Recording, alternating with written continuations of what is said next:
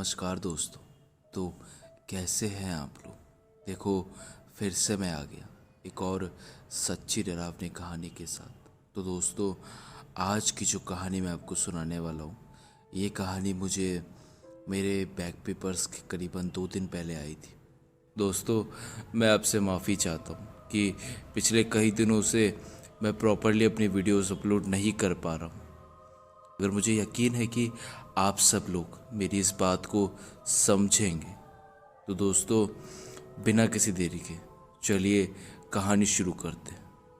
मगर हाँ, उससे पहले अगर आपने हमारे चैनल को सब्सक्राइब नहीं कर रखा तो प्लीज़ हमारे चैनल को सब्सक्राइब कर लीजिए, ताकि जब भी हम ऐसी एक सच्ची डरावनी कहानी लाएं तो you will be the first one to get notified. तो चलिए दोस्तों, बिना किसी देरी के चलिए कहानी शुरू करते हैं। मेरा नाम अमित है। मेरा नाम अमित महेश्वरी है। मैं उत्तर प्रदेश के बहराइच डिस्ट्रिक्ट का रहने वाला हूँ। मैं जो स्टोरी आपको बता रहा हूँ, ये मेरे भैया यानी बड़े भाई के साथ हुआ था। ये आज से करीबन 15 साल पहले की बात है। तो उन दिनों मेरा भाई यानी कि मेरे ताऊ जी का लड़का, तो दोस्तों ये बात उन दिनों की है जिस दिन मेरा भाई अपने 12वीं के पेपर दे के घर आया था, और घर आते ही अपने पापा के साथ काम पे लग गया। उनके पापा का गुड़ का क्रशर लगा था और वो वहीं पे काम किया करते थे। तो एक दिन वो सुबह करीब 6 बजे वो क्रशर चालू करवाने के लिए घर से निकल गए। जिस जगह वो क्रशर लगा था वो उनके घर से करीबन 13 किलोमीटर दूर था।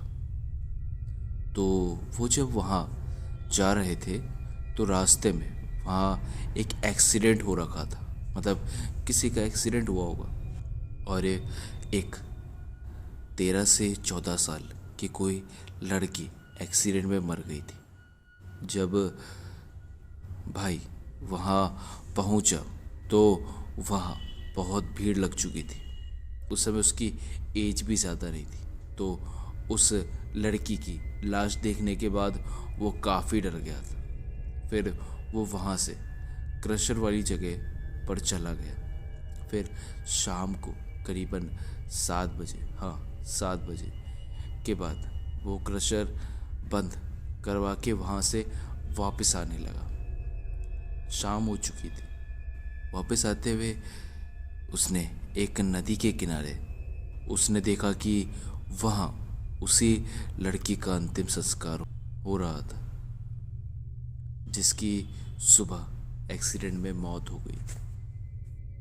उसकी चिता अभी ठंडी भी नहीं हुई थी। वो जल्दी से वहाँ से निकल गया और अपने घर पहुँच गया। फिर वो घर आके खाना खा के सो गया। उसके बाद कुछ दिनों तक तो सब नॉर्मल रहा। वो रोज़ सुबह जाता और शाम को वापस आ जाता। फिर एक दिन मैं भी ताऊ जी के घर गया हुआ था और भाई के रूम में सो रहा था। मैं तब 12 साल का था। रात के करीबन 2 बज रहे थे। मैंने देखा कि भाई अपने बेड से उठा और नीचे फर्श पे बैठ गया और हल्की हल्की आवाज़ में कुछ बोल रहा था। उनकी आवाज़ सुन के मेरी आँख खुल गई। मैंने भाई से पूछा, भाई आप ये क्या कर रहे हो इतनी रात को अभी नीचे बैठ के, और इतनी रात को अब नीचे बैठे क्यों। मेरी आवाज़ सुन के वो झटके से मेरी तरफ देखने लगा और कुछ कुछ बड़बड़ाने लगा। मैं तब छोटा था और उसको वो करता देख मैं काफ़ी डर गया था और ज़ोर ज़ोर से चिल्लाने लगा। मेरी आवाज़ सुन के ताऊ जी ताई जी भाग के आने लगे हमारे कमरे में उन्होंने जो देखा उसको देख के उनके भी होश उड़ गए। तो उन्होंने देखा कि भाई के बाल ऊपर की तरफ किसी कील की तरह खड़े हुए थे। वो भी डर गए और मुझे जल्दी से बाहर निकाल के भाई को कमरे में बंद कर दिया और बाहर आ गए। हम बाहर से ही भाई के अंदर कमरे में नाचने की आवाज़ सुन पा रहे थे। हमने उसको पूरी रात उस कमरे से बाहर नहीं निकाला। फिर अगले दिन सुबह होते ही ताऊ जी एक आदमी को घर लेकर आया। वो आदमी ताऊ जी के क्रशर के पास ही रहता था।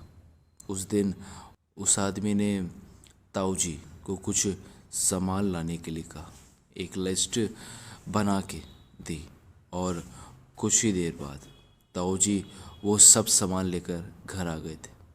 फिर वो आदमी उस कमरे के दरवाजे के सामने बैठ गया। उसने ताऊ जी को कहा कि जब मैं कहूँ ये दरवाज़ा खोल देना। उसके कुछ मंत्र वगैरह पढ़ते ही उन्होंने गेट खोलने को कहा। ताऊ जी ने गेट खोला तो वो आदमी वहाँ बैठे अपना सर गोल गोल घुमाने लगा। भाई उस वक्त शांत हो गए थे, लेकिन फिर भी हम में से कोई भी उसके पास नहीं जा रहा था। फिर कुछ देर बाद उस अनजान आदमी ने एक कागज़ में कुछ सफ़ेद सा चीज़ रख के उसको बांध दिया और उसको अपने साथ ले गया।